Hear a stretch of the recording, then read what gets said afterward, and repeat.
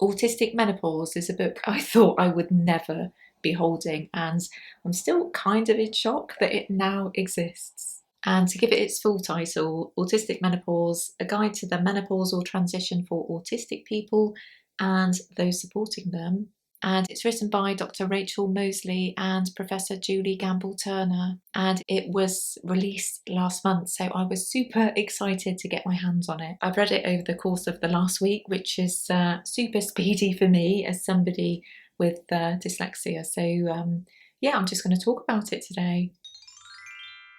So to give a bit of background on this book, Rachel and Julie have been involved with a few studies into the autistic menopause, including the very first study in 2018, along with Tanya Druce. And although there's still a way to go, it's very clear that they are both pioneers of research into this field.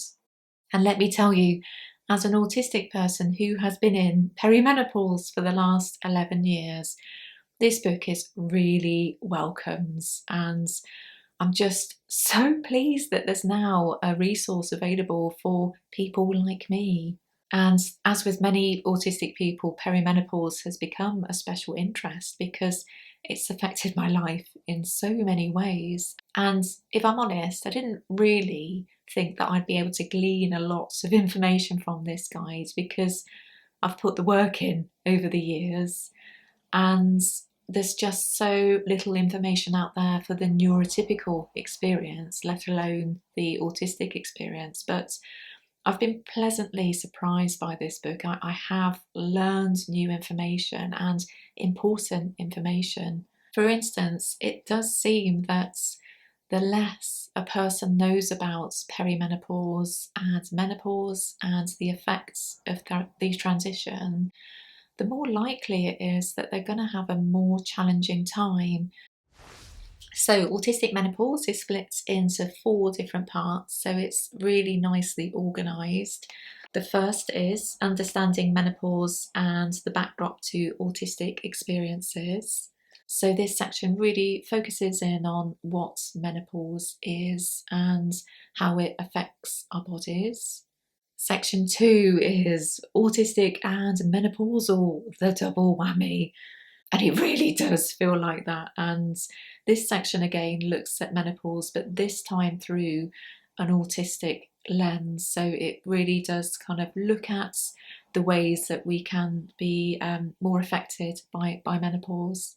Part 3 is autistic experiences of menopause.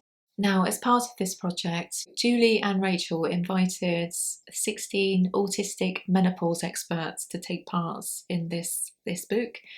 And the autistic menopause experts are autistic people who have either been through menopause or are going through the menopause experience. So it really does feel like representation. You know, we can hear these voices throughout the book, and I really like the way they've done this. It really does feel like representation. And the last part is managing menopause, which includes information on coping with menopause and some words of advice and wisdom from the autistic experts. I really like how accessible autistic menopause is, and for the most part I think it's easy to understand. It is explaining some pretty complicated things about biology here and there, but I felt it was pretty easy to understand, which was great. I like how the book explores the different ways that autistic people may have additional difficulties during menopause, such as peer supports. And of course, we know that many autistic people struggle with social relationships. Autistic people are less likely to access medical care, so they may be looking up information online, and of course we don't know the quality of the information that they're getting. Many others struggle with sensory issues, and during menopause these may escalate. Alexithymia, which is essentially when somebody has difficulties in describing or feeling their emotions. So of course this is really difficult when it comes to trying to relay how you're feeling to your GP. And of course, masking can become really difficult or near impossible during the perimenopause process. And these are just a few examples of the additional challenges autistic people may face. Also, I liked that it uses gender inclusive language. And of course, autistic people are more likely than neurotypical people to identify as trans or non-binary or gender non-conforming. So it really is important to have gender inclusive language. Rachel and Julie have been really honest about specific areas where there has been essentially no research or there is very little information. So it really does feel like an honest conversation. Also, I really like how honest this book is in terms of how difficult menopause can be for some autistic people. Although I do need to say that if you're still to go through menopause and you're worried about it, not everybody has a terrible time, and many people will go through the process with, barely noticing it. So I really hope that's the case for you. It was good to see some positive stories included of people who has been through menopause and felt better after the process, because that's certainly something I worry about, is how I'll feel after all of this is done. So I think there is a bit of hope there. I also like how this book is aimed at autistic people in perimenopause and menopause, but also health professionals, to educate them on the experience of autistic people. And I'm just going to include a really powerful quote here from one of the autistic experts, Florence. "I want professionals to believe us when we say how we feel. Be kind to us.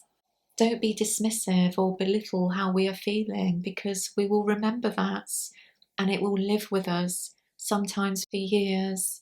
It may even affect our ability to seek medical help when we need to. We are the experts in who we are." So, although this book does offer a host of great information, there are a couple of areas I would like to have seen more on. And the first is HRT. And they do have a small section on HRT, and I can totally get why they chose not to provide more information on HRT, because it doesn't relate specifically to the autistic menopause experience. But for me personally, HRT has been an utterly confusing experience, and certainly when I first started on HRT and just trying to navigate the system of dealing with my GP, etc., was really difficult. And I feel like some more information would have been really useful to the reader here, such as what is HRT, when is the best time to start using HRT, how do I get hold of it, are there any potential sensory issues in respect of using HRT, if HRT isn't right for me, or if I don't want to use it, what else is there that can help me?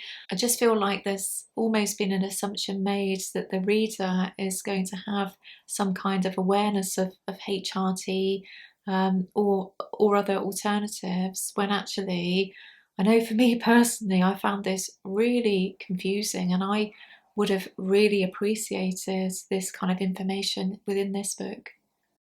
Also, I would like to have seen more on chronic illnesses within this book, and again, it is something that is mentioned, but I would like to have seen lots more information about this, because perimenopause is a time when chronic illnesses can arrive too. And it's really interesting because the book gives a whole section to the double whammy of autism and menopause, but for me, it was a triple whammy. I had autism and menopause and MCAS, which is mast cell activation syndrome, all arrive essentially at the same time. So it was just so much to really try and deal with. And we know that autistic people are more likely to have Ehlers-Danlos syndrome or EDS, POTS, and MCAS. So it would have been really nice to have this mentioned in the book, because I think it's something that we should all be aware of and should be looking for symptoms of actually through perimenopause.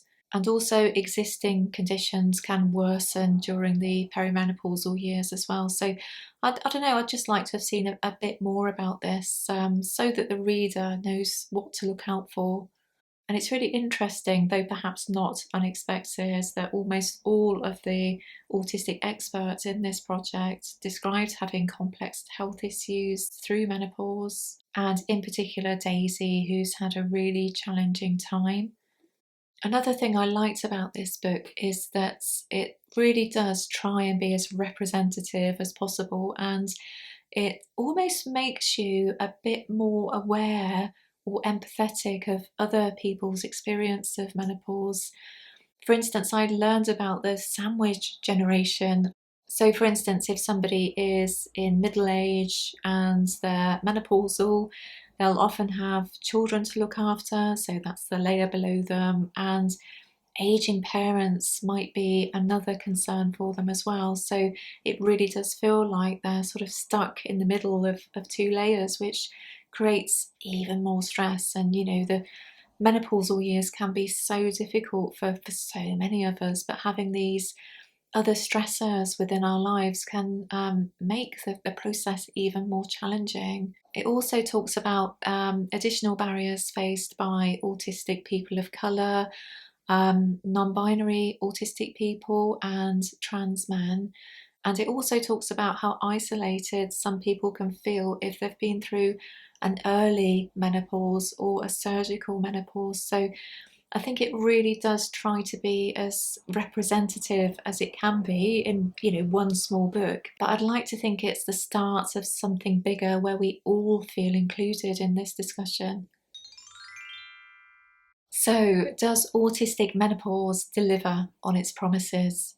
Well, I really liked this book and I would consider it as an essential guide for all.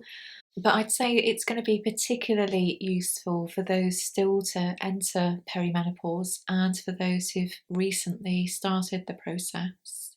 I only wish that I could have read this book 10 years ago, because I think it would have saved me a whole lot of confusion and a whole lot of pain, actually, at times.